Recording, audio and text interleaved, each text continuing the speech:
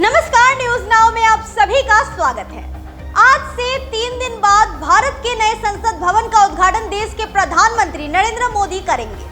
लेकिन नए संसद भवन के उद्घाटन समारोह को लेकर देश की विपक्षी पार्टियां एकजुट होकर इस कार्यक्रम का बहिष्कार करने का ऐलान कर दिया है। विपक्षी पार्टियों का मानना है कि नए संसद भवन का उद्घाटन प्रधानमंत्री नरेंद्र मोदी के हाथों नहीं बल्कि देश के राष्ट्रपति द्रौपदी मुर्मू के हाथों होना चाहिए। नए संसद भवन के उद्घाटन को लेकर सियासी पारा गर्म हो गया है। नमस्कार, मैं हूं आपके साथ प्रेरणा।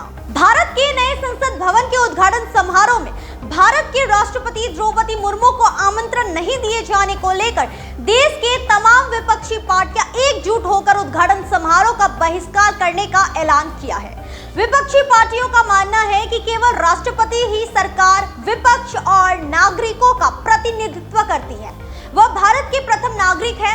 नए संसद भवन का उनके द्वारा उद्घाटन सरकार के लोकतांत्रिक मूल्य और संवैधानिक मर्यादा को प्रदर्शित करेगा। लेकिन नए संसद भवन का उद्घाटन देश के प्रधानमंत्री नरेंद्र मोदी करेंगे और इसे विपक्ष ने एक बड़ा मुद्दा बना दिया है।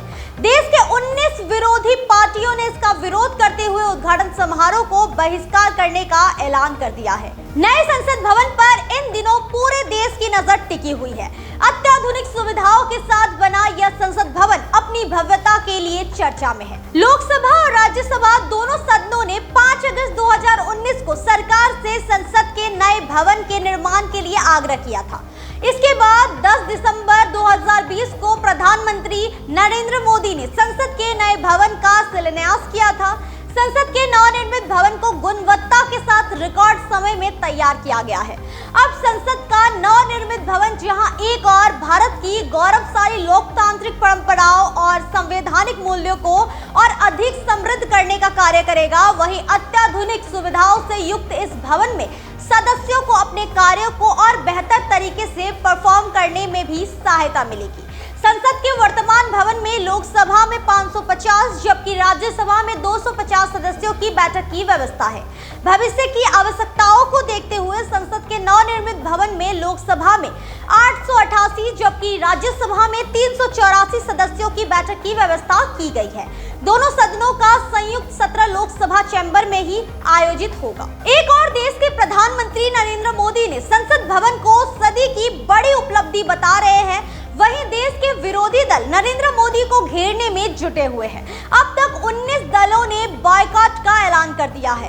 इन दलों में Congress, DMK, Aam Aadmi Party, Shiv Sena, Samajwadi Party, Bhakpa, Jhamumo, Kerala Congress, Viduthalai, Chiruthaigal Katchi, Ralod, TMC, Jadyu, NCP, CPIM, RJD, Indian Union Muslim League, National Conference, Revolutionary Socialist Party और मरुमलाची द्रविड़ मुन्नेत्र कड़गम शामिल है।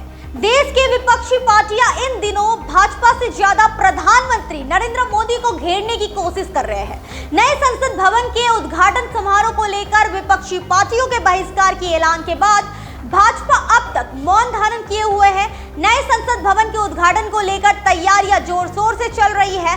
भले ही विरोधी पार्टियां नए संसद भवन के उद्घाटन समारोह का बहिष्कार करें, लेकिन देश की जनता को नए संसद भवन के उद्घाटन का इंतजार है। उम्मीद करते हैं आपको हमारा कार्यक्रम अच्छा लगा होगा। अगर आपको हमारा कार्यक्रम अच्छा लगता है तो हमारे न्यूज नाउ के पेज को ज्यादा से ज्यादा लाइक, शेयर और सब्सक्राइब करना न भूलिए। फिलहाल के बस इतना ही, मुझे दे इजाजत। नमस्कार।